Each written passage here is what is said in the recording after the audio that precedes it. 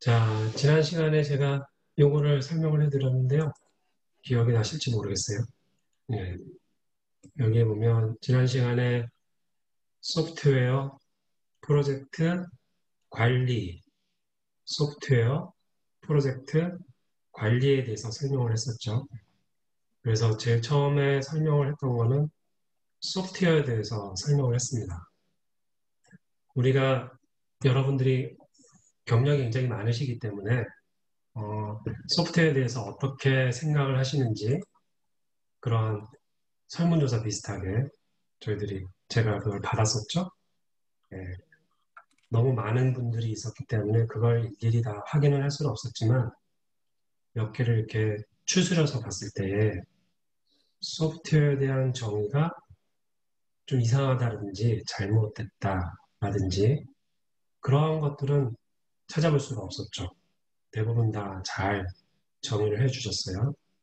그런데 어, 소프트웨어에 대한 정의가 스페시픽한 정의가 있을 수 있고 혹은 추상적인 정의가 있을 수 있겠죠.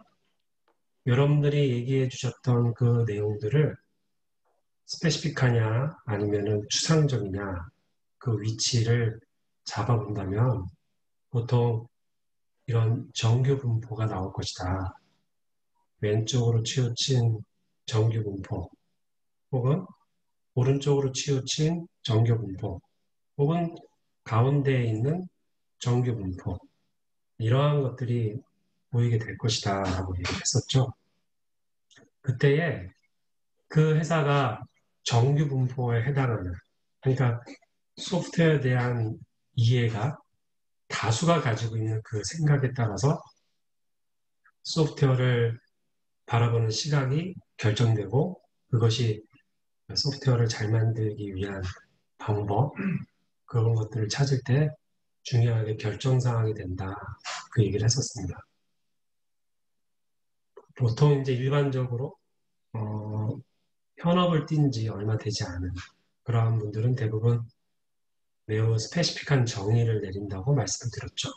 예를 들면 하드웨어를 제어하는 프로그램 이런 식의 디파인을 많이 내리더라. 또 한편으로는 굉장히 오랫동안 이 소프트웨어 분야에서 일하신 분들은 살펴보면은 매우 추상적인 디파인을 많이 하더라. 그런 말씀을 드렸어요. 그래서 아마 여러분 조직에서도 해보시면 그렇게 아마 분포가 나올 것이다. 그런데 소프트웨어 프로젝트 관리에서 이 소프트웨어가 그렇게 디파인이 되는 이유가 뭔가, 그거를 원래 얘기를 하고 싶었던 거죠. 결국에 그거는 소프트웨어가 이렇게 다양하게 정의되어질 수밖에 없는 본질적인 특성이 있다. 그 본질적인 특성은 그 다양성 때문에 복잡성을 유발할 수밖에 없다. 그래서 제가 그 하나의 예로 하나의 리퀘어먼트를 실제로 구현해내는 방법은 평균 50개 정도 되더라 라고 제가 말씀을 드렸죠. 그래서 이런 표현들은 사실 되게 좋지 않은 표현이다. 어떤 표현이냐.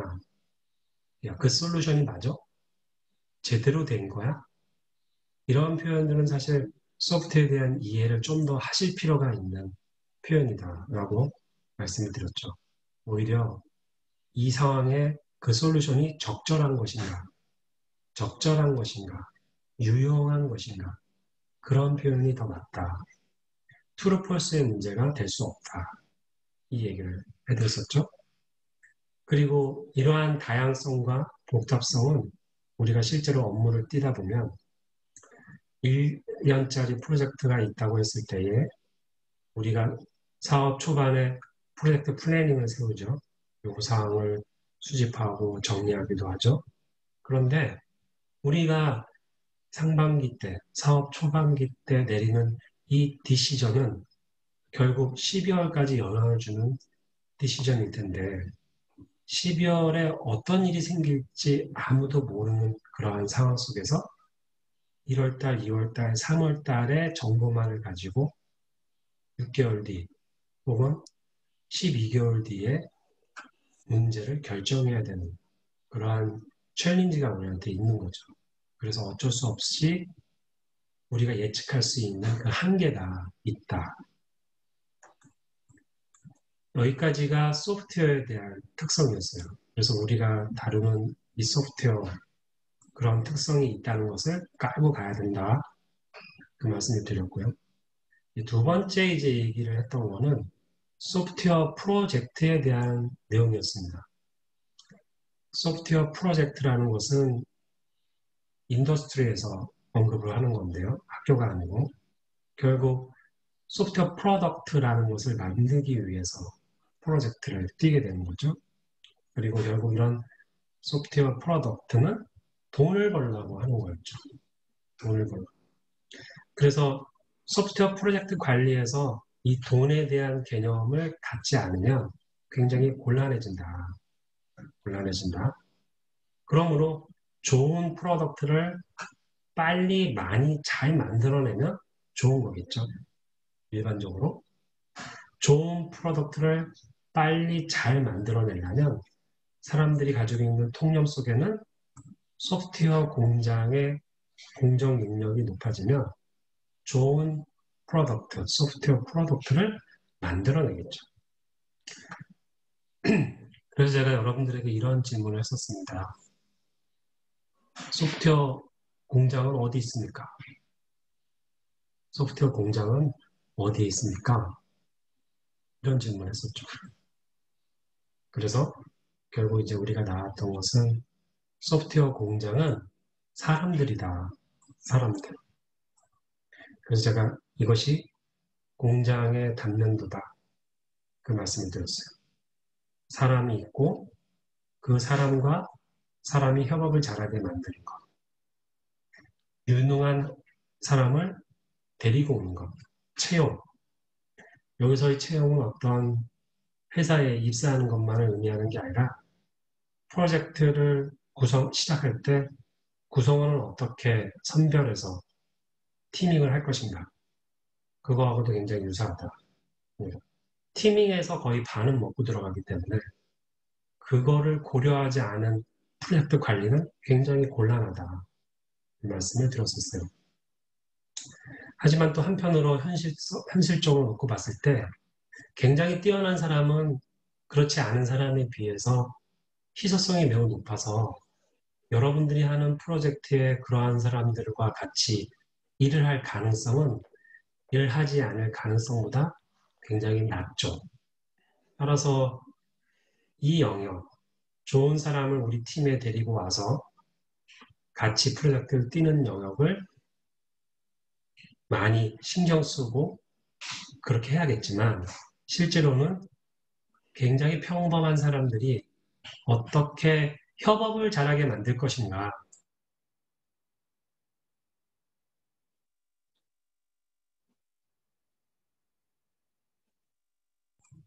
협업을 잘하게 만들 것인가. 이 부분이 매우 중요하다. 이 말씀을 드렸습니다. 따라서 소프트웨어 프로젝트에서의 소프트웨어 공장인 이 사람들이 협업을 잘하게 만드는 프로젝트 관리. 그게 중요하다. 뭐가 됐든지 간에.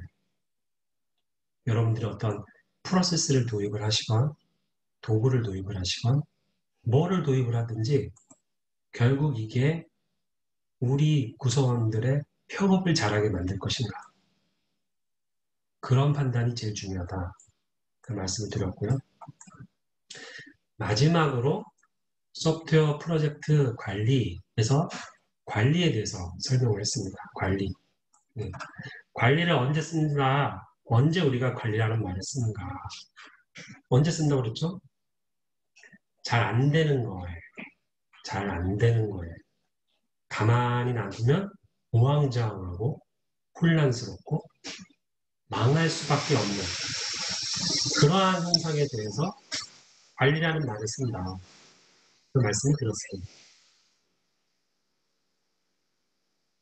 시끄럽죠? 사무실을 청소하고 있습니다. 네. 좀만 기다려주세요. 네. 그래서 가만히 놔두면 망할 수밖에 없는 그러한 특성에 관리하는 말을 쓴다. 그래서 최근에 코로나 때문에 확진자 관리, 뭐 체중 관리, 건강 관리 이런 말을 썼죠. 그래서 이렇게 건강 관리, 체중 관리, 뭐 확진자 관리 결국 망하지 않게 만들기 위해서는 많은 노력, 시간, 에너지, 돈을 쏟아부어야지 된다라고 말씀을 드렸습니다. 그거를 우리는 애쓴다, 용쓴다. 네.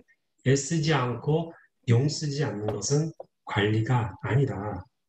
그래서 아마 이 얘기를 얼핏 드리고 제가 마무리를 한 것 같은데요. 주간회의를 하는 걸로 관리를 하고 있다는 착각에서 벗어나야 된다.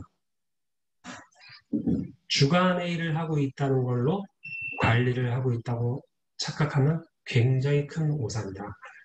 네. 그럼 어떻게 회의를 해야 되냐? 그건 이제 우리가 수업이 진행이 되면서 이 부분에 대해서 설명을 하겠습니다. 여기까지가 제가 지난 시간에 설명을 드렸던 내용이에요.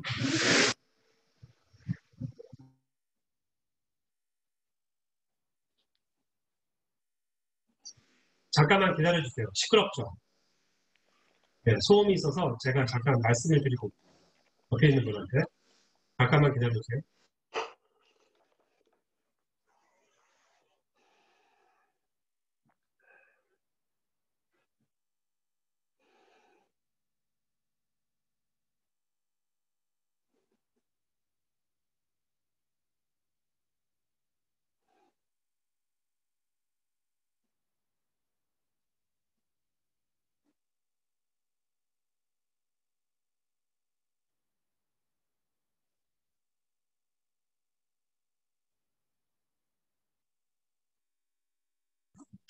네, 이제 그래서 본격적으로 이렇게 소프트웨어 프로젝트 관리에 대한 핵심 포인트들을 설명을 드렸고요. 이제 우리가 하고자 하는 것은 스티브 맥코넬이라는 유명한 사람이 있습니다. 여러분들 그 스티브 맥코넬을 알고 계십니까? 스티브 맥코넬에 대해서 혹시 들으신 적 있으십니까? 없습니까? 네, 아무도 없어요? 어, 스티브 맥코넬은 여러분들 그 코드 컴플리트라는 책 아시죠? 코드 컴플리트? 코드 컴플리트의 저자예요. 코드 컴플리트는 소프트웨어 개발자라고 하면은 거의 필독서죠. 필독서. 코드 컴플리트. 지금은 코드 컴플리트 2까지 나왔죠. 예. 그 코드 컴플리트의 저자이고요. 그 저자가 자기의 노하우를 가지고서 1998년도에 소프트웨어 프로젝트 관리를 하기 위한 핵심 원리들이 뭐가 있을까를 본인이 이제 정리를 한 겁니다. 그래서 지금 2020년대에 이분의 그 책을 이렇게 보면 약간 시대에 맞지 않은 내용도 있어요. 예. 그런데 그 사람이 그걸 통해서 뭐를 말하려고 하는가를 생각을 해보면 우리에게 많은 인사이트가 있습니다. 그래서 이번 수업은 고전격, 프로젝트 관리의 고전격에 해당하는 스티븐 맥코넬의 소프트웨어 프로젝트 생존 전략, 이거를 중간고사까지 한번 풀고요. 그리고 가장 최신 많은 회사들이 도입하고 여러분들도 많이 들어봤을 법한 애자일 방법에서 말하는 스크럼 방법, 이거를 병행해서 비교를 하면서 볼 겁니다. 그래서 제가 방금 전까지 설명드렸던 프로젝트 관리의 그런 핵심 원리들이 프로젝트 생존 전략에서는 어떻게 설명되어지는지, 프로젝트 생존 사용해요? 전략. 저 테스트 한 번만 해도 돼요? 예? 저 요거 지금 화상회의 것 때문에. 예, 하고 있는 거예요? 아니요, 지금 하고 있는 해보세요, 해보세요, 네. 네. 네, 음소거 해주세요.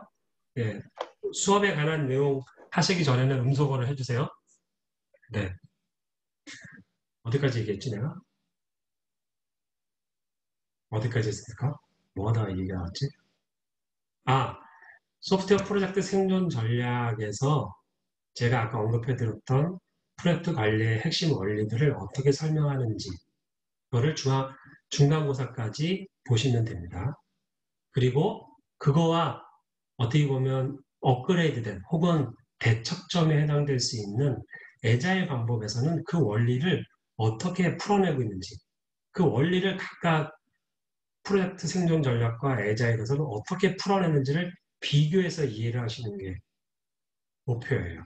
네, 그렇게 보시면 됩니다. 그래서 이제부터 오늘부터 하게 되는 이 내용은 여러분들이 좀 보다 보면 이거는 이 툴을 쓰면 금방 해결이 되는 건데, 하지만 이게 22년 전에 나왔다는 사실을 기억을 하시고 이 사람이 말하고자 하는 프로젝트 관리의 핵심, 사상, 프린스플은 이거구나.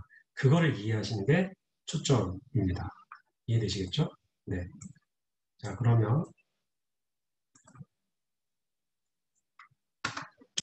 생존 전략. 요 책인데요. 우리나라에서는 이제 절판됐죠. 지금은 나오지 않습니다. 예. 절판됐지만 굉장히 좋은 책이기 때문에 제가 PDF로 공유를 해드린 거고요. 지난 시간에도 언급 말씀을 드렸지만 프로젝트는 가만히 놔두면 망하죠. 이 데이터가 보여주고 있다. 제가 2015년도까지 업데이트를 했지만 2017년도, 2019년도 데이터도 별반 다르지 않습니다. 프로젝트가 이렇게 성공하는 경우보다는 프로젝트가 실패되거나 캔슬되거나 하는 경우가 훨씬 많다. 프로젝트가 실패하는 원인을 찾아봤더니 원인이 뭐다? 불명확한 요구사항 관리, 잦은 요구사항 변경, 짧은 프로젝트 기간, 리소스 부족, 개발 완료 후 변경 요구사항. 프로젝트 실패의 원인이 뭐라고 나왔습니까? 지금 보시면 프로젝트 실패의 원인을 잘 보시면 테스터의 부족, 아키텍처 인력의 부족, 아니면 최신 개발 기술의 습득의 역량 부족, 이러한 원인이 단 하나도 있지 않다는 것을 보실 수가 있어요. 그러니까 무슨 말이냐면 프로젝트가 성공하느냐 성공하지 않느냐는 누구에게 달려있다? PM에게 달려있다. 약간 지역적으로 얘기하면 PM에게 달려있다. 좀 광의로 설명하자면 매니지먼트에 달려있다. 개발자 잘못이 아니다. 좀 극단적으로 말을 하자면 그렇다는 거예요. 개발자에게 책임을 물을 문제가 아니고 PM, 여러분들이 PM이시면 나만 잘하면 된다. 그 얘기예요. 대부분 다 관리에 대한 거고 특별히 보시는 것처럼 요구사항에 대한 내용이 많습니다. 이 책은 아까 말씀드린 것처럼 이분이에요. 이분, 스티브 맥코넬. 이분이 쓰신 책이고요. 총 4개의 파트로 되어 있어요. 1부, 생존을 위한 사고방식. 얘는 뭘 말하는 거냐면 당신이 프로젝트 성공하고 싶으십니까? 혹은 생존하고 싶으십니까? 그러면 마인드를 바꾸세요. 생각을 바꾸세요. 이 얘기를 1부에서 하고 있는 거고요. 2부에서는 당신이 프로젝트 생존을 하고 싶습니까? 그러면 이러한 프린시플을 기억하세요. 이거에 대해서 설명을 하고 있어요. 3부는 뭐냐면 실제 프로젝트가 워킹될 때, 온고잉 중일 때 구체적인 프랙티스들을 설명을 하고 있고요. 4부는 챕터 하나니까 별로 큰 의미는 없고 이렇게 설명이 되어 있습니다. 그래서 1부, 2부, 3부가 중점적으로 이제 설명이 되는데 사실 제일 중요한 건 얘겠죠. 1부를 여러분들이 잘 이해를 하셔야 되고 조금 더 나아가자면 이 정도까지 보시면은 충분하실 겁니다.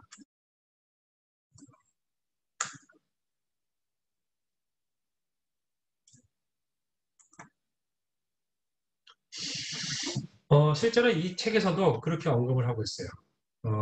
대부분의 프로젝트 절반 정도가 통제 불가능하다는 이유로 취소되고 있다.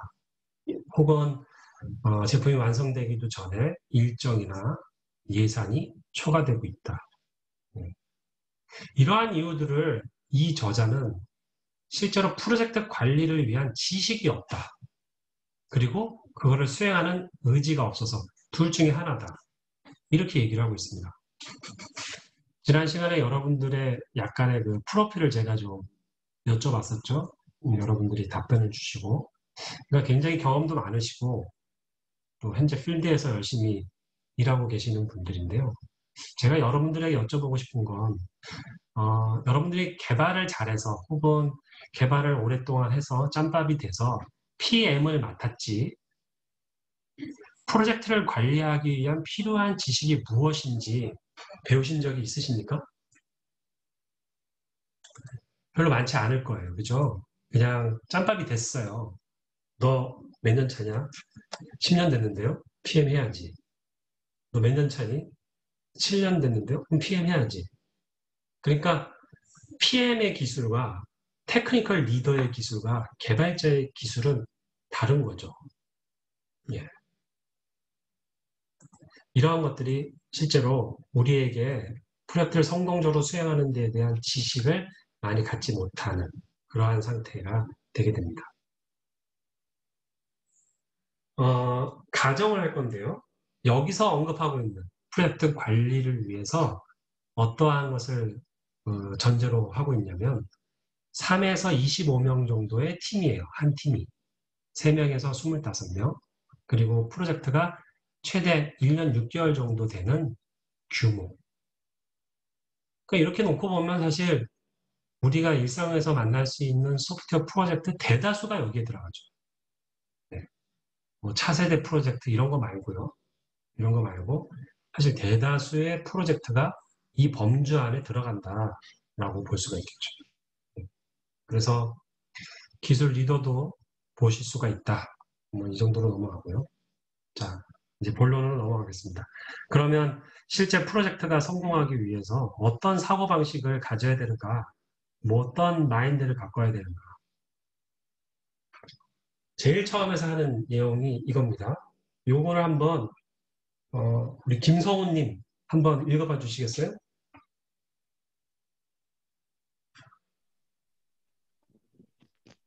들으십니까? 네. 네. 살아남기 위한 방법, 문명화된 방식이란 서로의 권리를 존중하는 것. 소프트웨어 프로젝트 생존 훈련에 참가하게 된 여러분을 환영한다. 소프트웨어 프로젝트에서 생존할 가능성이 매우 낮기는 하지만 사실 꼭 그렇게 낮아야 할 필요는 없다. 소프트웨어 프로젝트에서 살아남으려면 우선 문명화된 방식으로 프로젝트를 시작하면 된다. 그러면 출발점부터 단순히 생존하는 것 이상이 가능할 것이다. 네. 요 첫 번째 생존을 위해서 가져야 될 마인드는 civilized way, 그러니까 문명화된 방식으로 프로젝트를 시작해야 된다라고 얘기를 하고 있습니다. 그러면 이 문명화된 방식은 뭐냐? 그 문명화된 방식, 그 내용에 다루기에 앞서서 실제로 이 문명화된 방식을 하기 위해서 우리가 그 매슬로의 그 생리적인 욕구라는 게 있잖아요. 5단계의 욕구. 거기에 접목해서 이 프로젝트도 5단계로 나누어 볼 수 있다고 얘기를 합니다. 제일 피라미드 하단 부분을 보시면 생존의 욕구라고 되어 있죠. 생존의 욕구. 생존의 욕구라는 것은 뭐냐면 프로젝트가 취소되지 않고 팀도 해체되지 않고 그러한 상태. 여러분 용어로 표현을 빌리자면 프로젝트가 끝났을 때 우리 팀이 찢어지지 않을 상태. 혹은 프로젝트가 끝났을 때 누가 잘리지 않을 상태. 그게 생존의 욕구. 예. 여기서 말하는 문명화된 방식을 사용하게 되면 아무리 못해도 이 생존의 욕구가 충족이 된다. 그 얘기를 하고 있습니다. 뭐 이제부터 내가 생존을 위한 전략을 설명을 해줄 건데, 뭐 굉장히 자아 실현을 한다든지, 뭐 팀워크가 어마어마하게 좋아진다든지, 그런 거대한 걸 얘기하는 것이 아니고, 내가 이제부터 얘기하는 건 생존을 위해서 필요한 거야. 이 얘기를 하고 있는 거예요. 생존을 위해서 아까 문명화된 방식이라고 했는데요. 문명화된 방식으로 프로젝트를 수행한다는 것은 모든 당사자의 권리를 존중하는 것을 말합니다. 그런데 여기에 굉장히 큰 아이러니가 있습니다. 제가 퀵으로 좀 빨리 넘어갈게요. 보세요. 고객이 있고 프로젝트 팀이 있어요. 고객은 고객대로, 프로젝트 팀은 프로젝트 팀대로 각각의 권리가 보장되어질 때 이것이 그 문명화된 방식으로 일하는 거라고 말을 하고 있어요. 한번 볼까요? 고객에게는 어떤 권리가 있습니까? 첫 번째, 프로젝트에 대한 목표를 세우고 이를 따르게 할 권리가 있습니다. 목표를 세우고. 자, 그러면 프로젝트의 목표는 누가 세우는 겁니까, 지금? 고객입니다. 고객이 목표를 세워줘야 되는 거예요. 프로젝트 팀이 목표를 세우는 건 잘못된 거죠. 고객이 목표를 세워주는 겁니다. 두 번째, 프로젝트에 소요되는 기간과 비용을 알 권리. 이건 당연히 알아야겠죠? 예. 소프트웨어가 가져야 할 기능을 결정할 권리. 그러니까 어떠한 기능들이 필요한지 이것도 고객들이 하죠. 네 번째로 프로젝트가 수행되는 동안 요구사항을 합리적으로 변경할 권리. 더 중요한 건 이러한 변경이 일어날 때 변경 비용을 알 권리. 일단은 합리적이지 않은 경우도 많고 그 변경을 요청할 때 비용이 얼마 필요한지에 대해서 관심도 많지 않고 예. 이런 경우들이 많죠. 다섯 번째, 프로젝트 현황을 명확하고 확실하게 알 권리. 자, 고객이 현재 프로젝트 스테터스를 명확하고 확실하게 알아야 돼요. 그러려면 그걸 고객이 어떻게 압니까? 알 수가 없죠. 그러면 고객의 이 권리가 보장되기 위해서는 결국 프로젝트 팀이 프로젝트 현황을 오픈하고 언제든지 프로젝트 스테터스를 알 수 있는 다큐멘팅을 제공하고 이 책에서는 그것을 말하고 있죠. 여섯 번째, 비용 일정 품질에 영향을 줄 수 있는 리스크를 정기적으로 평가하고 이 문제에 대처할 수 있는 방안을 제공받을 권리. 자, 이걸 보면 리스크, 프로젝트를 수행하는 데 있어서 생길 수 있는 문제, 미래의 문제, 그건 리스크죠. 현재의 문제는 이슈라고 부르고 미래의 문제는 리스크라고 부르죠. 미래에 생길 수 있는 그 문제를 누가 평가합니까? 고객이 평가하는 거예요. 뭔가 좀 잘못되지 않았나요? 실제로? 7번 중요한데요. 프로젝트 산출물을 열람할 권리. 이렇게 7가지가 고객이 가져야 할 권리인데 반 정도는 뭐 수용할 수 있지만 또 반 정도는 현실에서 우리나라에서 잘 억셉트가 안 되는 그러한 권리들이 있다고 보여지죠. 다음 프로젝트 팀으로 가볼까요? 프로젝트 팀. 자, 프로젝트 팀은 프로젝트의 목표를 알고 우선순위를 명확하게 할 권리. 어떤 제품을 만들어야 할지 숙지한 후 제품의 정의를 할 권리. 소프트웨어 기능과 관련된 결정사항을 가진 고객, 관리자, 마케터, 기타 사람들을 자유롭게 만날 권리. 프로젝트 각 단계를 기술적으로 책임있게 수행하며 특히 프로젝트 초기에 조기에 코딩당하지 않을 권리. 야, 이거 쉽지 않죠?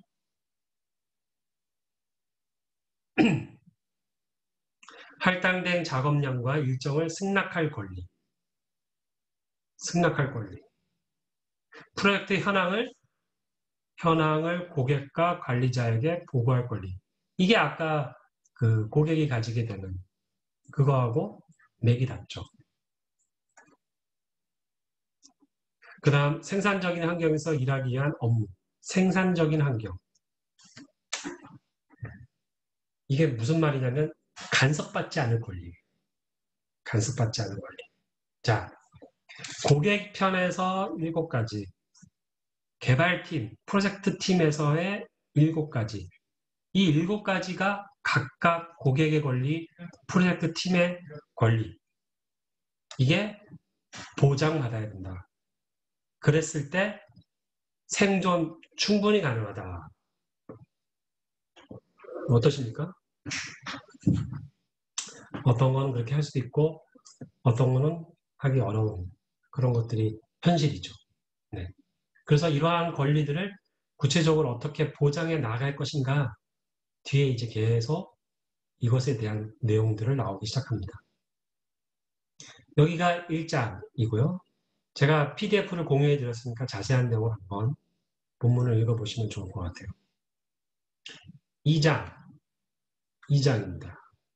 2장을 한번 우리 임민선님 한번 읽어봐 주시겠습니까?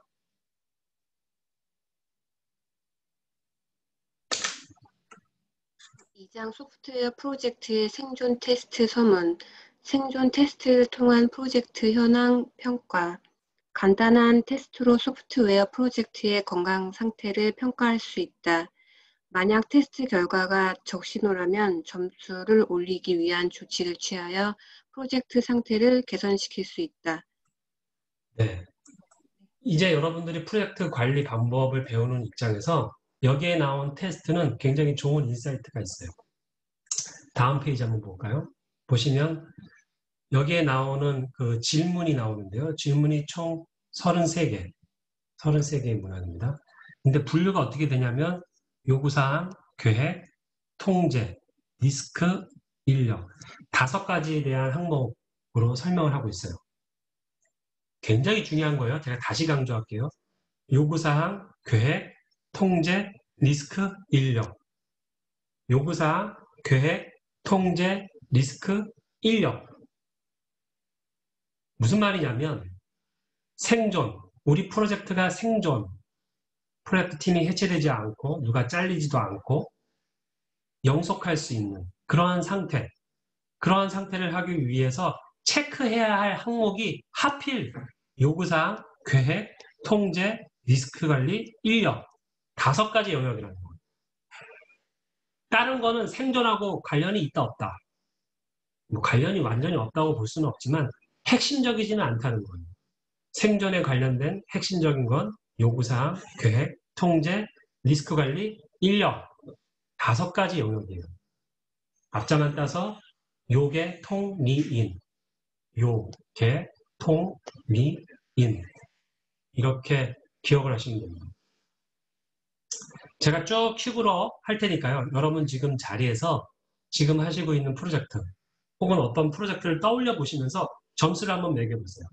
만약에 매우 긍정이면 3점을 주시고요. 그냥 그런 것 같으면 2점. 그렇지 않으면 1점을 주시면 됩니다. 자, 요구사항 1번. 프로젝트에 대한 명백한 비전이나 임무, 미션이 있는가? 우리가 이 프로젝트 왜 하지? 그거 알고 있으면 됩니다. 명확하게. 2번. 팀 구성원 모두가 제시된 비전을 현실적이라고 생각한다. 이게 중요해요. 현실적인가? 고객 쪽 입장에서 얻게 되는 비즈니스적인 이점. 그 이점에 대한 측정 방법이 상세하게 사업계획서에 기술되었는가. 4번. 실제 시스템이 갖는 기능을 실질적으로 명확하게 보여줄 사용자 인터페이스 프로타입. 프로타입이 있냐? 5번. 소프트웨어 명세돼 있냐? 6번. 팀원들은 실사용자요. 실사용자를 프로젝트 초기에 만났냐? 그리고 이들은 지속적으로 프로젝트 전 라이프사이클을 거쳐서 참여하냐? 실사용자는. 여기까지가 요구사항. 계획을 보겠습니다.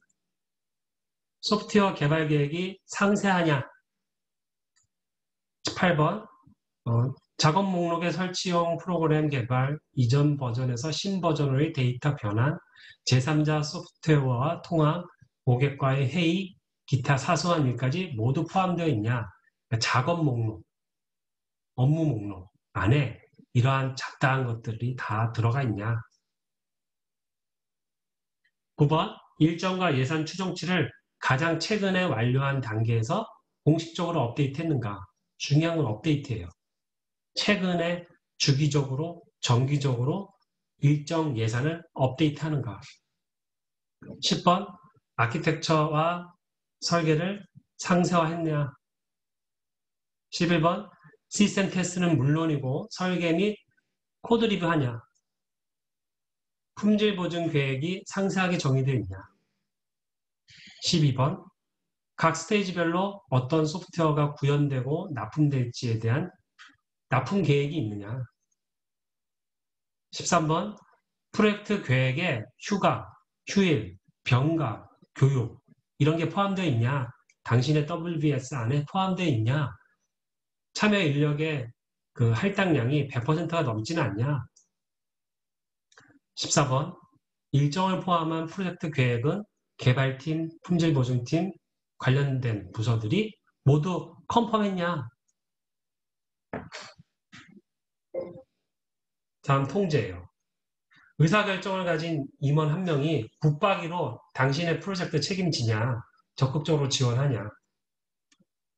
16번, PM이 프로젝트에 열중할 수 있는 환경이냐, 아니면 PM이 몇 개의 프로젝트를 하냐, PM이 코딩도 하냐. 17번, 일의 완성 여부를 파악하기 위한 명확한 기준이 있냐. 됐다, 안 됐다. 어떤 일이 됐다, 이거 하면 된 거야 라고 말할 수 있는 상세한 마일스톤이 있냐. 18번. 스테이크 홀더가 이 마일스톤의 완성 여부를 쉽게 파악할 수 있게 제공하는 게 있냐. 19번. 팀원들이 무기명으로 직속 상사나 상급자에게 문제점을 보고할 수 있냐. 그리고 피드백을 받을 수 있냐. 무기명. 20번. 소프트웨어 명세서의 변경을 통제하는 계획이 문서화되어 있냐. 21번. 변경 요청 사항을 수용하거나 거부할 수 있는 논의체가 있냐. 꼭 CCB가 아니어도 돼요. 어떤 논의체가 있냐. 22번. 작업량, 예상 일정, 업무 분장, 계획 대비 진척 등 프로젝트 현황을 팀원들이 다 알 수 있냐. 23번. 코드 컨트롤하냐. 소스 코드 컨트롤하냐. 리비전하냐. 요즘 아마 이거 다 하겠죠. 기시나 서버전 같은 거를 쓰면. 그런데 기시나 서버전을 쓴다고 코드를 매니지먼트 하는 거는 너무 비약이에요. 기시나 서버전 쓰더라도 의미 있는 태깅을 하지 않는다거나 브랜치를 뜨지 않는다거나 그러면 사실 소스 코드 관리를 하지 않는 거죠. 그냥 깃과 서버전에다가 저장만 하고 있는 거죠. 24번. 버그 트래킹, 그 다음에 소스 코드 통제, 프로젝트 관리 소프트웨어 등 쓸 수 있는 기본적인 자동화 도구가 있느냐. 여기까지가 통제예요. 리스크 관리. 계획서에 리스크 목록이 명확하게 제시되어 있고 이걸 계속 업데이트하고 있니? 26번. 리스크 관리 책임자가 있습니까? 네. 아웃소싱을 할 경우 협력업체 관리 계획 담당자가 있습니까? 여기까지가 리스크 관리. 인력. 프로젝트를 완료하는 데 필요한 엑스퍼티스를 보유하고 있습니까? 팀원들이 전문 지식 보유하고 있습니다. 테크니컬 리더 있습니까? 인력은 적절합니까? 충분합니까? 팀워크는 좋습니까? 프로젝트에 전념하고 있습니까? 아니면 몇 탕, 세 탕 이렇게 뛰고 있습니까? 자, 여기까지 해보셨어요? 네. 썸 해보세요. 10초 드릴게요. 썸 한번 해보십시오.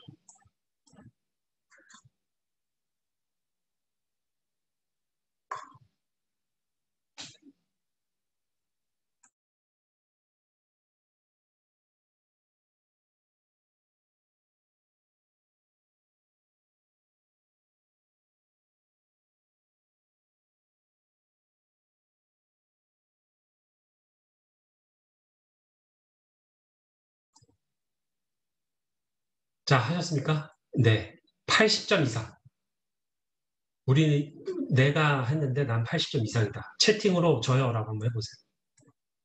80점 이상. 없군요. 60점 이상. 한두 분은 있을 것 같은데. 60점 이상. 저요. 없어요? 있으세요? 네. 네. 몇 점이세요?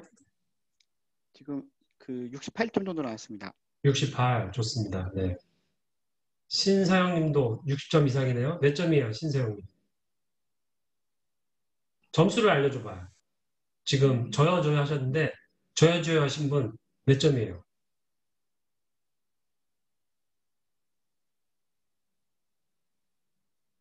67. 좋습니다. 네. 그리고 다른 분요. 60. 63점입니다. 네, 턱걸이네요. 턱걸이 60. 네. 좋아요. 네. 좋습니다. 자.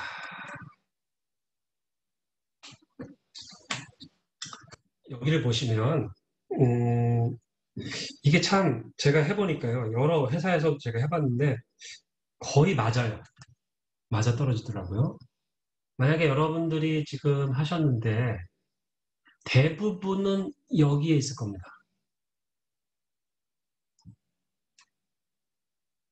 여기에 있을 거고요. 혹시 여기에 있는 분 계세요? 여기. 빨리 떠나야 돼요. 예. 빨리 떠나세요. 거기 있으면. 네. 빨리 떠나시는 게 좋고요. 하지만 내가 여기 있다. 내가 여기 있다. 희망이 있어요. 왜냐하면 이 수업은 타겟팅이 여기에요. 40에서 59 사이입니다. 그래서 49에서 59에 있는 조직을 60점 이상으로 끌어올리는 거예요. 그러나 아까 뭐 67점도 있었고 60점도 있었고 70 몇 점도 있었죠. 하지만 해석을 한번 보세요. 이 영역이라 하더라도요.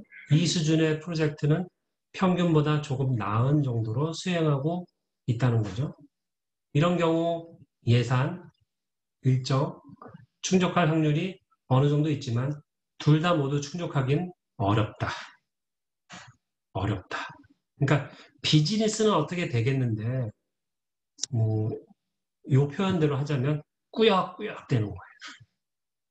항상 간당간당하게. 그래서 여러분들은 이번 수업을 통해서 사실 지향점은 이쪽으로 가셔야죠. 80점 이상으로 가시는 게 좋습니다.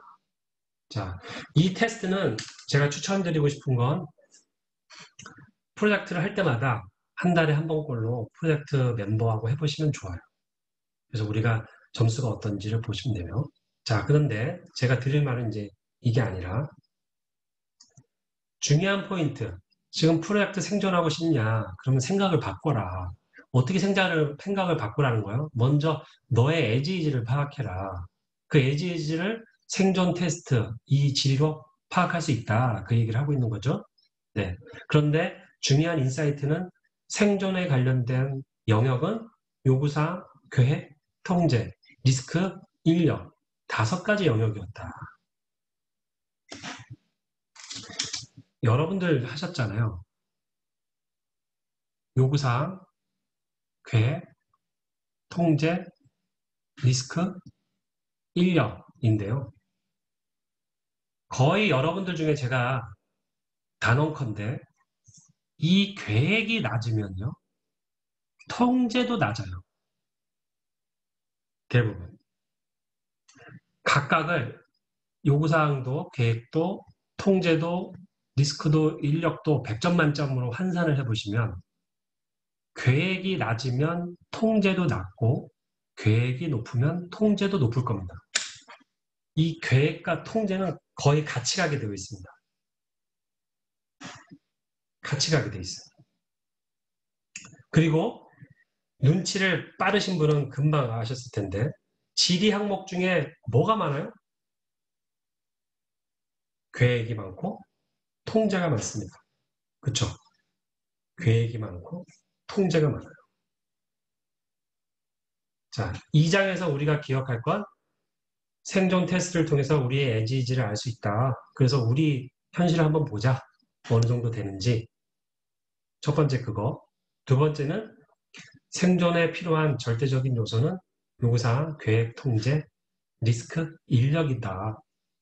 내가 이 모태로 이 5개는 잡아야겠구나. 다른 거는 몰라도 이거에 대해서는 내가 잡아야겠구나. 요구사항, 계획, 통제, 리스크, 인력.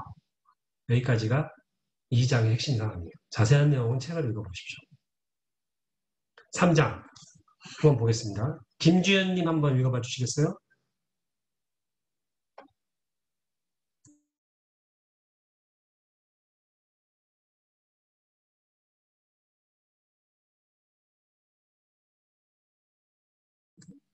김지윤님 한번 읽어봐 주세요. 음소거 되어 있습니다. 들리시나요? 네, 잘 정의된 개발 프로세스는 소프트웨어 프로젝트의 생존에 중요하고 필수적인 요소다.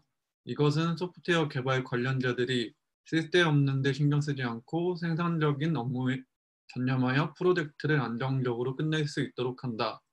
빈약한 프로세스는 개발자들이 실수를 수정하는 데 많은 시간을 소비하도록 한다. 프로젝트에서 성공하기 위한 수단 대부분은 상류 활동에 있다. 식견이 있는 소프트웨어 이해 관계자들은 하루의 문제를 최소화하기 위해 상류 활동 역량에 집중한다. 예. 자, 아까 요계 통리는 프로세스의 영역을 얘기한 거고요.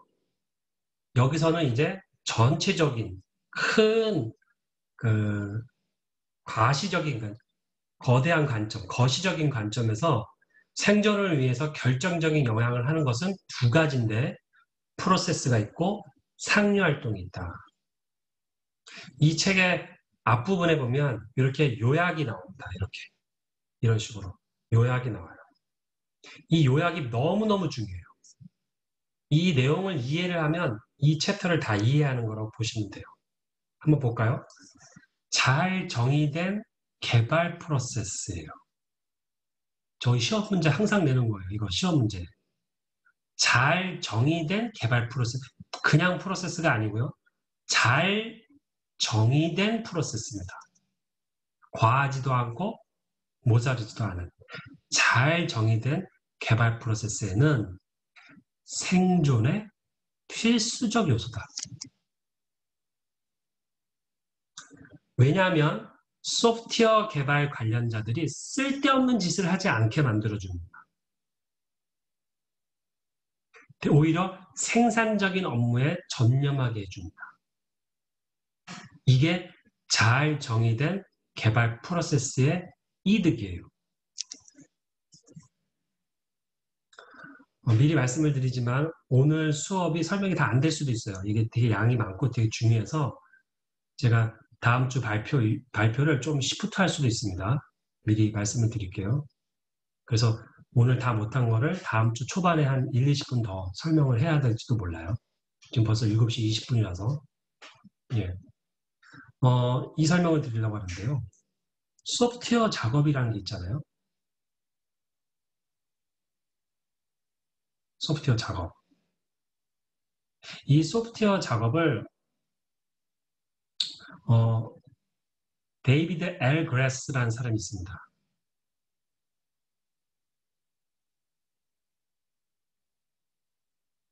우리나라에서는 소프트웨어 공학의 사실과 오해, 소프트웨어 크리에이티비티,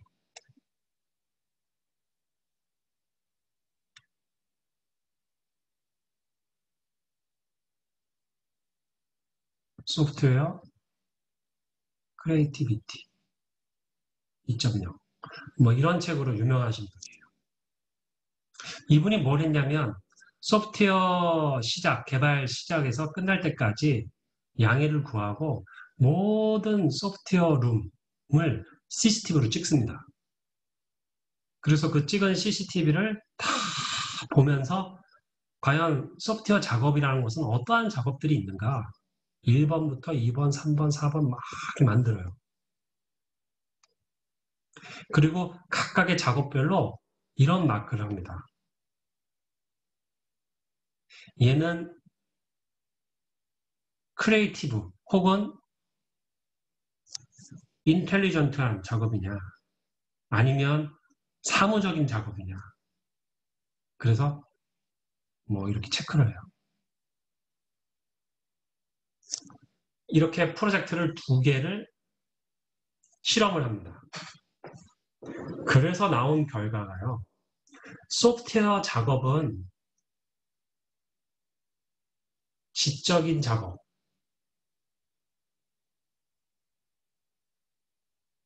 이것이 80%. 사무적인 작업. 이것이 20% 정도 되더라. 라는 결론에 다다릅니다. 그러니까 다시 말해서 소프트웨어 작업은 지적인 일이다. 그 얘기예요. 지적인 일이다. 지적인 일이기 때문에 지적인 작업은 여러분들도 아시다시피 뭐가 있냐면요.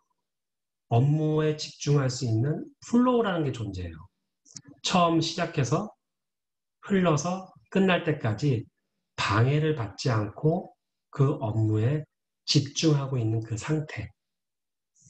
그 상태가 굉장히 중요합니다. 그 상태를 깨트려버리면 다시 원복해서 우리식으로 얘기하면 다시 원래 집중했던 상태로 돌아가는 그런데 시간이 많이 걸리게 되죠. 예를 들어 보면 이런 거예요. 9시에 출근했습니다. 출근하면 뭐 하죠? 이메일을 봅니다. 뭐 요즘은 슬랙을 봐요. 혹은 뭐 지라를 봅니다. 이런 거 딱 보고 이런 게 올라왔구나 확인하죠. 그러면 이거 하는데 9시 10분 밖에 안 돼요. 그럼 9시 10분에 예를 들면 담배 피러 가요. 같이 나가요. 그래서 9시 30분에 들어와요. 그래서 9시 30분부터 어제부터 시작했던 어제 다음 이어서 실제 업무를 진행합니다. 그러다가 한 9시 50분쯤 되면 여러분들의 파트장이 불러요. 김대리 이리 좀 와봐요. 파트장이 부르는데 안 갈 수 없잖아요. 가요. 그리고 다시 돌아와요. 그게 9시 55분 돼요. 자, 플로우가 여기서 여기밖에 없어요. 요것도 깨졌죠. 그리고 9시 55분부터 다시 업무를 수행하려고 그래요. 쭉 수행 중에 한 10시 20분쯤 되면 다시 뭐가 땡겨요? 니코틴이 땡겨요. 아니면 커피가 땡겨요. 그럼 요 시간이 25분밖에 안 돼요.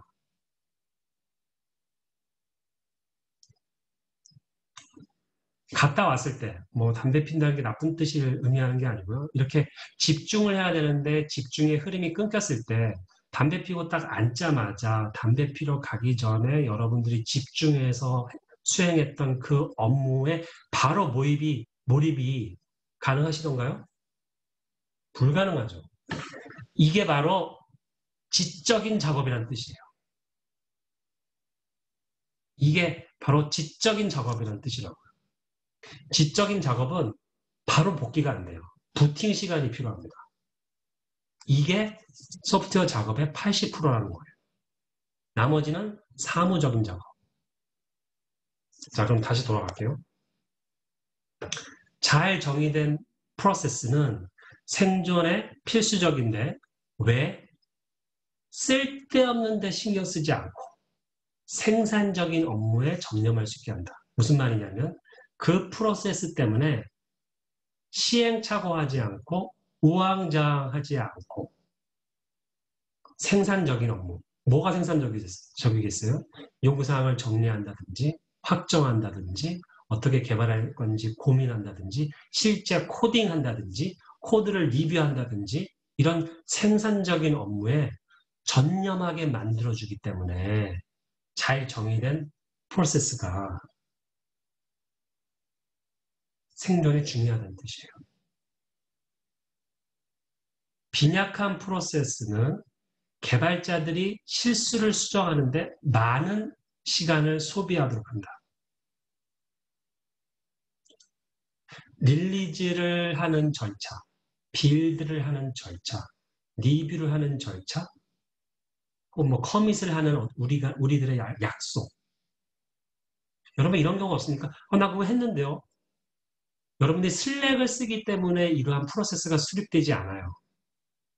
슬랙은 채팅이죠. 조직의 채팅방. 프로세스가 있어야 되는 거예요. 정해진 프로세스. 우리가 커밋할 때 커밋 로그는 지라에 이런 넘버를 따서 내용을 넣읍시다 라는 약속. 이게 프로세스라고요.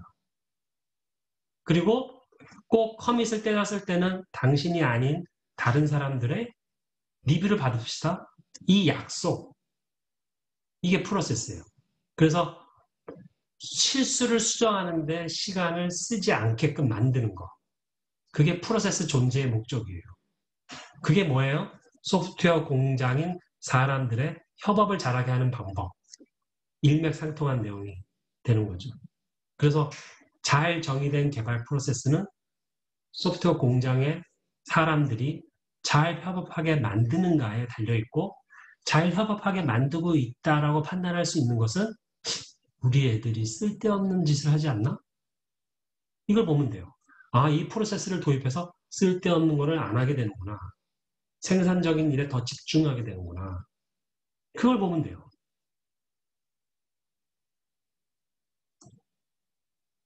프로젝트에서 성공하기 위한 수단은 대부분 상류 활동이 있다.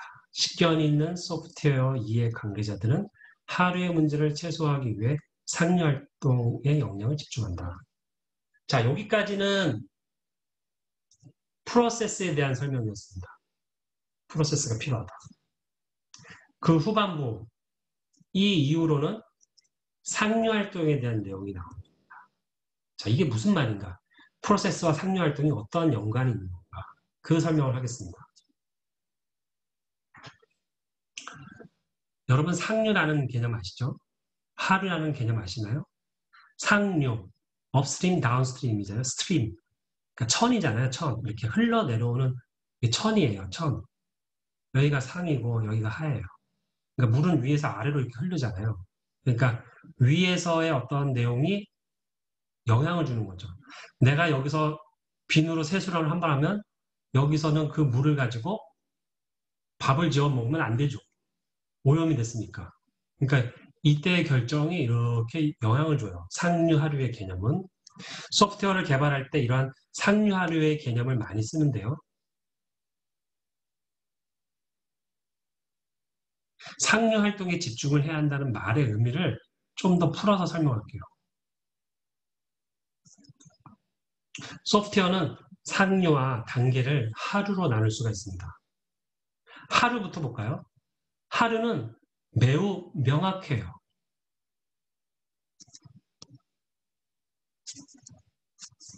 다시. 하루는 매우 명확해요. 콘크리트예요. 그리고 매우 가시화되어 있어요. 비주얼이에요. 왜? 하루 때는 뭐가 나와요? 하루 때는 코드가 나와요. 그래서 코드를 동작하게 할 수 있어요. 워킹하게. 워킹한다는 말은 뭐예요? 쉽게 얘기해서 데모를 볼 수 있어요. 따라서 하루 때는 데모를 보면 프로젝트의 상태 알 수 있어요. 문제, 뭐가 있는지 알 수 있어요. 너무 명확해요.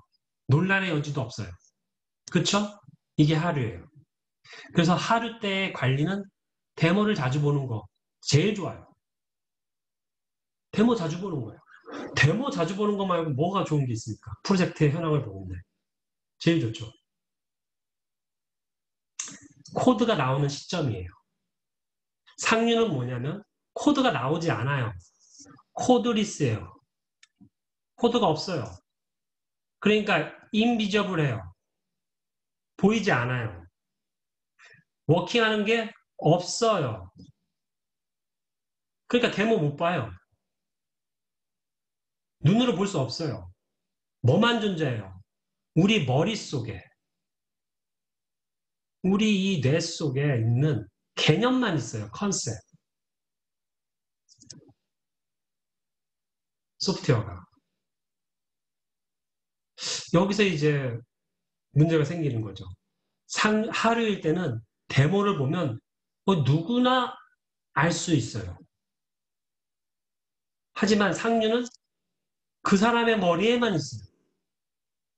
그러니까 상류는 개념의 문제이기 때문에 이 머릿속에 있는 거를 검증할 방법을 찾아야 돼요. 네 머릿속에 있는 게 맞아. 네 머릿속에 있는 게 맞아. 그리고 이 상류는 개념이기 때문에 하류로 넘어가면서 파급 효과가 커져요. 많이. 아까 업스트림, 다운스트림 예제를 들었던 것처럼. 그러면 이 상류에서요. 이 상류에서 뭐를 할 수 있겠습니까? 이 여러분 동료의 머릿속에 있는 이 개념을 여러분 어떻게 알겠어요?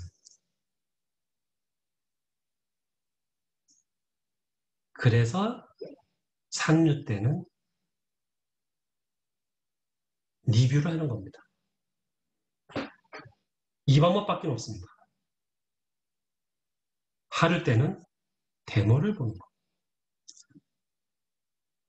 매우 중요한 핵심 매니지먼트의 프레임을 제가 설명드리는 거예요. 상류는 개념, 보여지지 않아요. 눈으로 안 보여요. 그러니까 리뷰를 해야 돼요. 어떻게 리뷰해요? 화이트보드에다가 쓰건 네가 말로 하건 아니면 문서로 만들건 뭐가 됐건 설명해봐. 네가 그 문제를 어떻게 이해하고 있는지 아니면 네가 그 문제를 어떻게 해결하려고 하는지를 설명해봐. 그러면 네 뷰 다시 보자. 나도 쟤도 그래서 네 머릿속에 있는 이 개념이 문제가 없는지를 보자. 하루는 그럴 필요가 없거든요. 명백해요. 데모 보자. 안타깝게도요. 결함의 80%가 상류 때 유입이 됩니다. 유입이요. 유입. 결함의 유입의 80%가 상류 때 유입이 돼요. 자, 그럼 다시 읽도록 할까요? 그럼 결국 프로세스가 중요하다고 했는데 프로세스는 생산적인 업무에 전념하도록 하는 것의 목적, 쓸데없는 일을 하지 않게 하는 것에 대한 목적. 그러면 아까 상류와 결부 지었을 때요.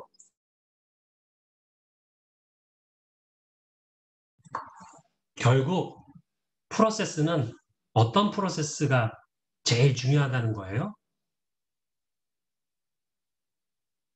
상류 활동과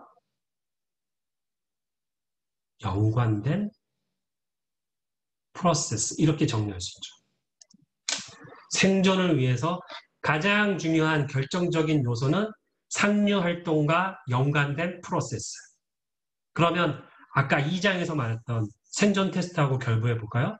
상류 활동과 연관된 요구사항, 계획, 통제, 리스크 관리에 관련된 프로세스. 이렇게 되면 되겠죠. 그러면 그 요구사항의 결과, 계획의 결과, 통제의 어떤 결과, 리스크 관리의 결과, 그것이 리뷰라는 활동과 연계돼서 프로세스가 수립되어야지 생존을 위한 프로세스와 상류 활동이 결합이 되는 거예요.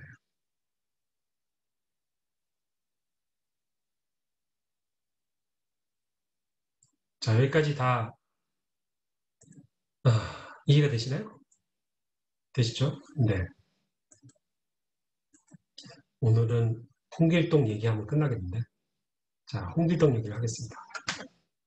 저는 원래 프로세스 애찬론자가 아니었어요. 그렇다고 지금 프로세스 애찬론자이지는 않아요. 부정도 하지 않고 긍정도 하지 않은 적절한 프로세스가 필요하다고 이제 생각하는 사람인데요. 프로세스가 소프트웨어 개발에 미치는 영향, 포지션은 어느 정도인가? 그걸 여러분들에게 좀 설명을 해드리려고 그래요. 홍길동이 있습니다. 홍길동. 서강대학교 컴퓨터공학을 올 2월 달에 졸업한 홍길동이 있습니다.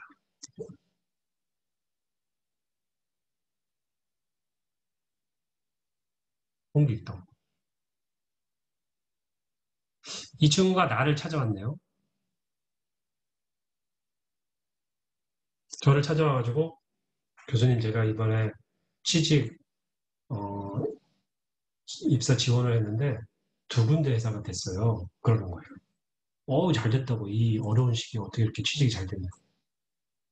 그 어디 갈 거냐고. 그래서 그거를 좀 상담을 하려고 저를 찾아왔다는 거예요. 이 홍길동이. 왜 그러냐고. 자기가 2군데 회사가 됐다는 겁니다. A 회사, B 회사. 그러면 연봉 많이 주는 대로 가. 그랬죠? 연봉 똑같대요. 여기도 4천만 원 준대요. 여기도 4천만 원 준대요. 똑같대요. 그럼 집에서 가까운 데로 가. 여기 집에서 2km래요.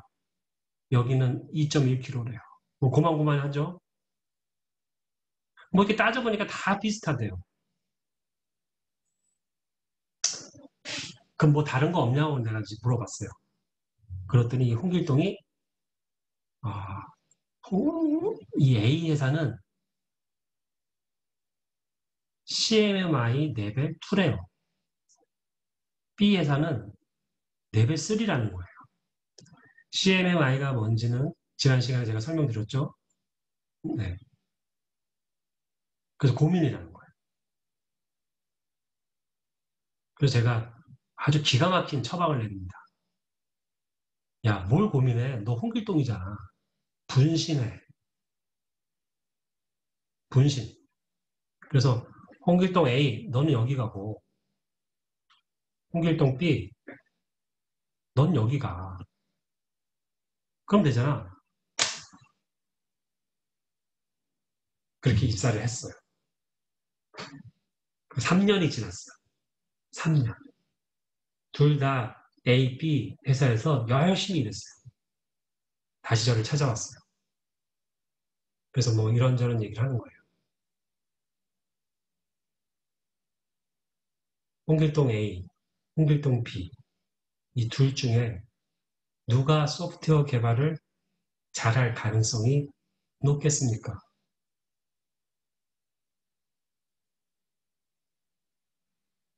누굽니까?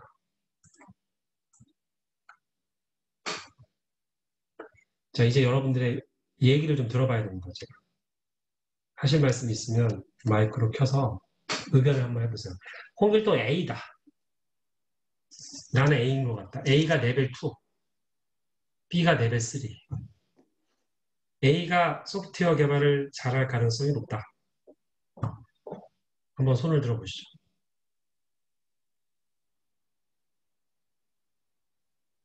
없어요. B다. B가 개발을 잘할 가능성이 크다. 예. 답은 뭘까요?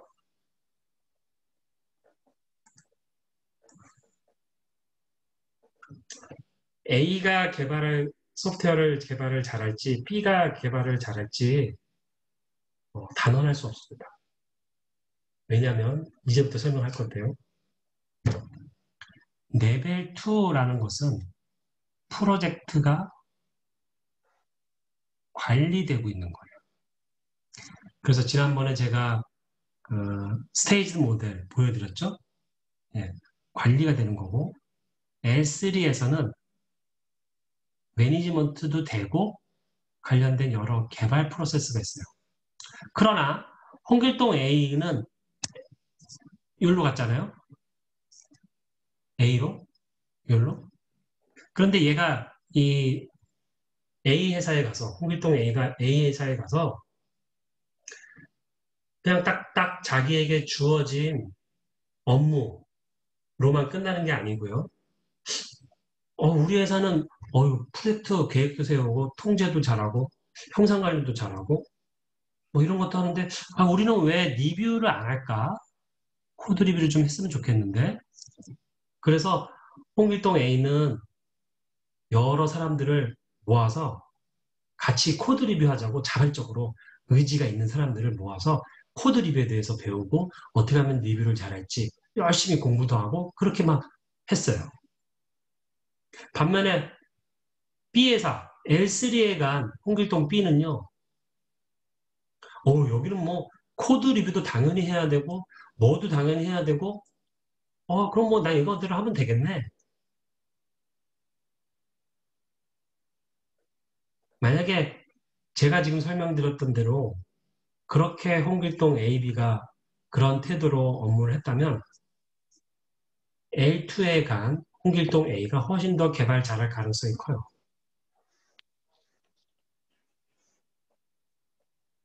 하지만 그런 게 아니고 사람의 팩터, 제가 여기서 홍길동 A와 홍길동 B를 분신했다는 것은 사람의 편차를 고려하지 않겠다는 뜻이에요. 얘네 둘의 멘탈이 똑같아요.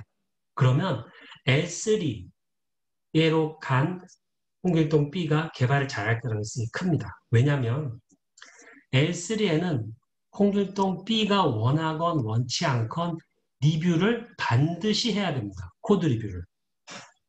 L2에 해당하는 A 회사에 간 홍길동 A는 자기가 정말로 하려고 노력하지 않고선 리뷰를 굳이 안 해도 돼요.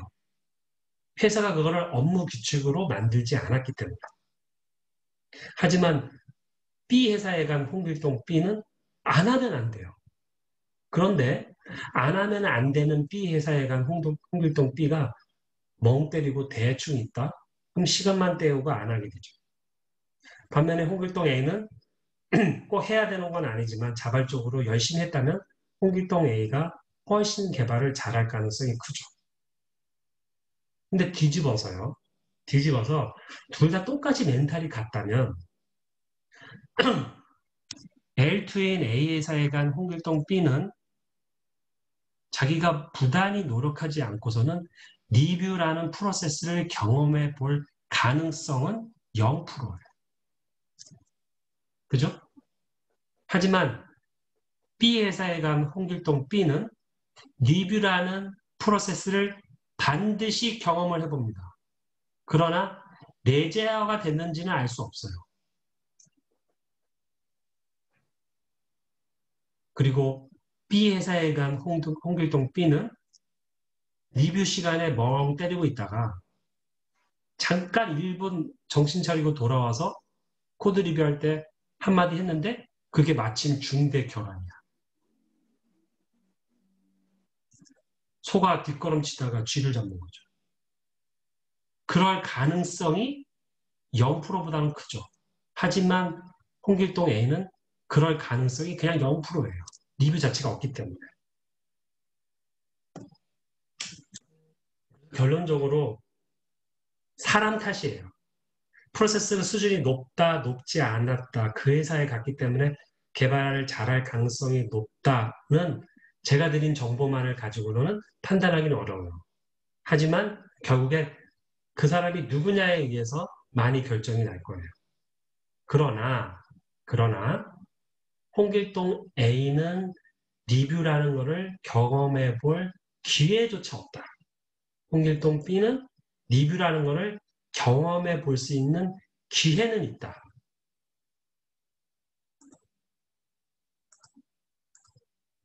그게 이 그림입니다.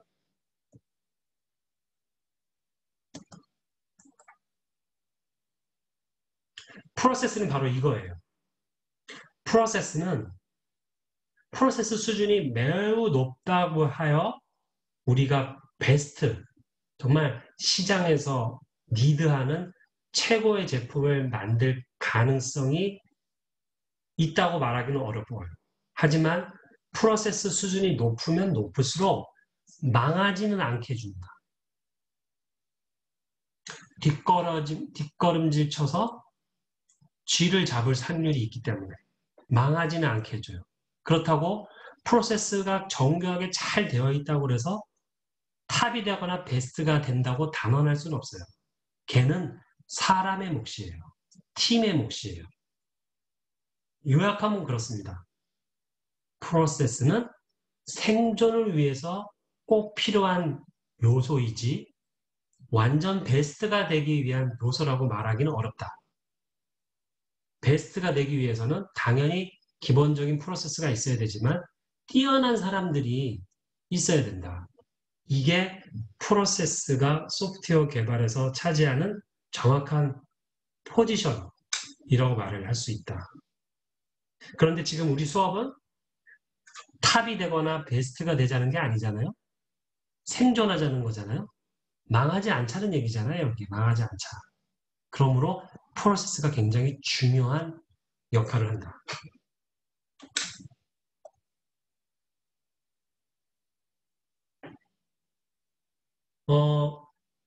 그래서 프로세스에 들어갈 그 내용들로 아까 제가 요구사항,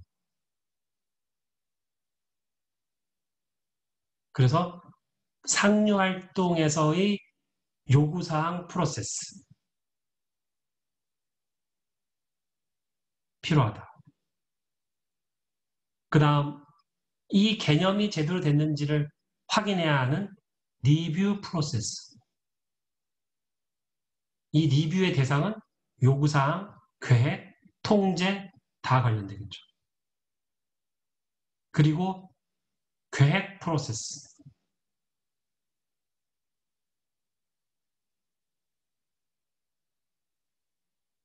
네. 이 영역, 요구사항, 리뷰, 계획, 이 영역이 프로세스로 갖춰져야 되고요. 지금 이 영역은 대부분 요즘은 자동화된 툴을 통해서 진행이 되니까 규칙만 정하시면 되겠죠. 네. 이게 프로세스에서 생존과 관련된 내용이에요. 자, 이제 하나만 설명하고 오늘은 마쳐야겠네요. 요거는 이제 읽어보시고요. 이것까지 설명하면 시간이 없겠는데요. 제가 하나만 이제 설명하고 마칠 겁니다. 오늘은 생존을 위한 개념으로 프로세스를 설명을 드렸고, 이건 이제 보시고요. 4장으로 넘어갑니다. 생존을 위한 그런 기본적인 어떠한 생존 기술들이 필요한지를 설명하고 있습니다. 그리고 요거를 오준호님이 한번 읽어봐 주시겠습니까?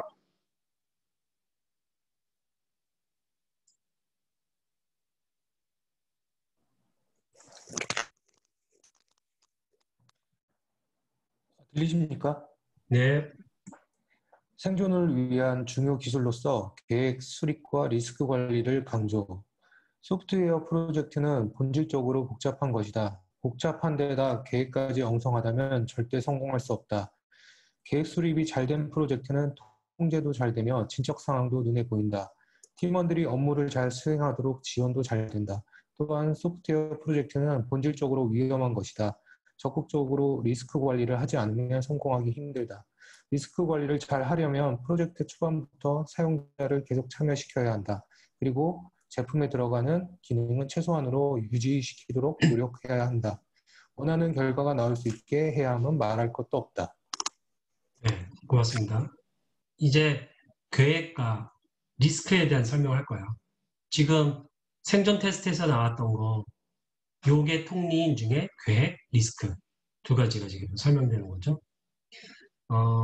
계획과 리스크 관리는 뗄래야 뗄 수 없는 관계입니다. 뗄래야 뗄 수 없는 관계예요. 제가 이 내용으로 설명드릴게요. 소프트웨어 프로젝트는 본질적으로 복잡하다. 이 얘기는 제가 앞서서 설명드렸죠. 그죠? 소프트웨어 다양성 얘기를 했고 그 다양성 때문에 컨플리스트가 나올 수밖에 없다. 네, 복잡해요. 본질적으로 원래 그래. 원래 그런 거예요. 이렇게 복잡한데 계획이 엉성하면 성공할 수가 없죠. 그래서 이 계획 수립이 잘 된 프로젝트가 통제도 잘 돼요. 아까 그래서 제가 계획과 통제 점수가 비슷할 거야 라고 그랬죠. 계획이 낮으면 통제도 낮을 것이고 계획이 높으면 통제도 높을 거예요. 왜냐하면 계획대로 됐는지를 확인하는 게 통제이기 때문에 그렇죠. 그러니까 계획이 잘 되면 통제도 잘 되게 되어 있어요. 정리하면 소프트웨어는 본질적으로 복잡하기 때문에 계획조차도 엉성하면 성공할 수 없고, 그래서 계획 수립을 잘해야 된다. 두 번째요. 소프트웨어 프로젝트는 또 본질적으로 위험해요. 이것도 제가 설명드렸죠? 12월 달까지 수행하게 될 프로젝트에 대한 결정할 중요한 정보를 1월 달에 내가 가지고 있는 정보로 판단해야 되는 거잖아요. 그러니까 리스크할 수밖에 없죠. 그래서 적극적으로 리스크 관리를 하지 않으면 성공하기 어렵다. 이 리스크 관리를 잘 하려면 사용자를 계속 참여시켜야 된다. 등등등 나와 있습니다. 그래서 오늘은 이 리스크 관리와 계획 수립이 어떤 연관이 있는가 그 설명을 드리고 마치겠습니다. 자, 여기가 as is예요.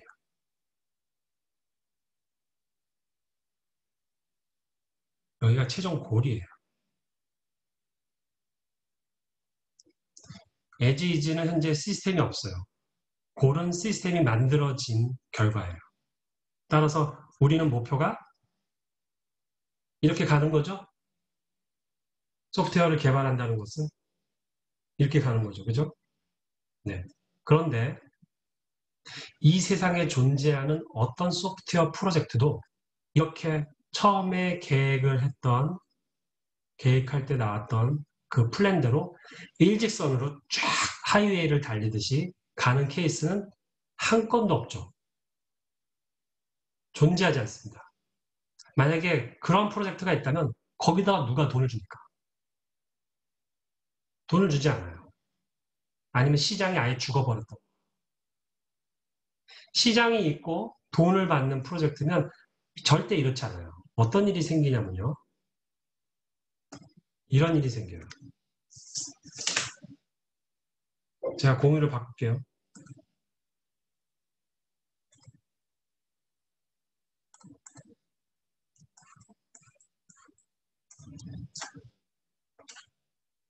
자, 여기가 as is, 여기가 골. 어떤 일이 생기냐면요. as is에서 이 골로 가는데 뭐가 있다? 수없이 많은 방해물들, 어려움들이 있습니다.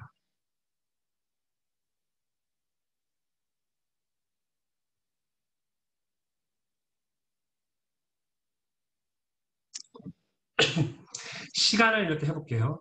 현재 우리가 여기 있어요. 여기가 now예요. 그러면 지금 이 동그라미들, as is에서 골로 가는데 중간에 껴있는 이 동그라미들은 미래에 있을 수 있는 일들이에요. 이 동그라미들을 다 뭐라고 불러요? 리스크라고 한다. 만약에 as is가 now, 지금이 여기 있다고 해볼게요. 그러면 얘네들은 뭐예요? 전부 다 현재 혹은 과거에 일어난 일이죠. 얘는 이슈죠. 이미 터져버린 거야. 아니면 터지지 않았거나. 그쵸? 빨간색 now에 있을 때는 얘네들이 리스크예요. 무슨 말인지 이해되시죠? 이 개념 잘 이해하고 들으셔야 됩니다.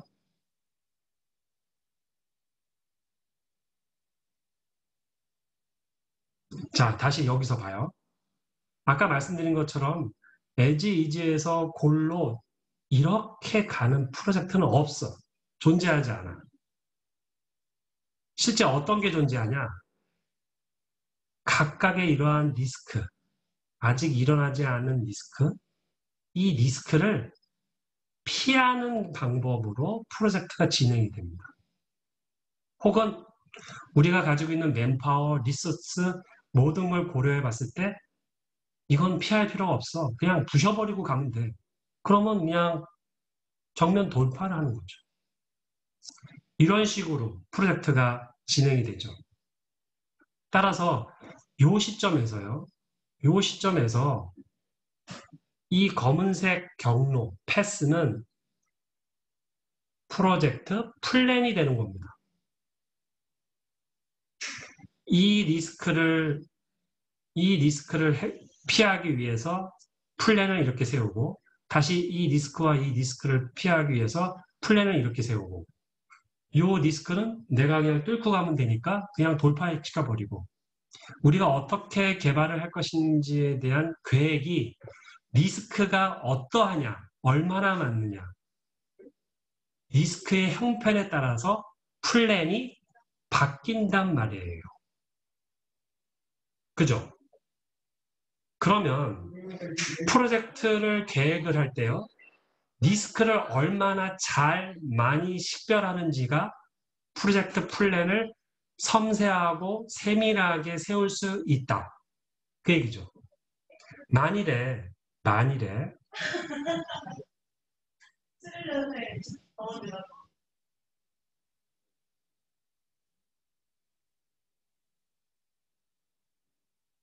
리스크가 이렇게 우리가 요 단계에서 리스크를 이렇게만 식별했다고 해보세요. 그러면 결단코 이 그림은 나오지 않아요.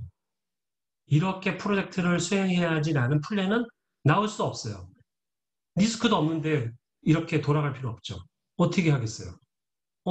여기만 꺾고 아까는 어떻게 됐었어요? 아까는 이런 그래프였어요.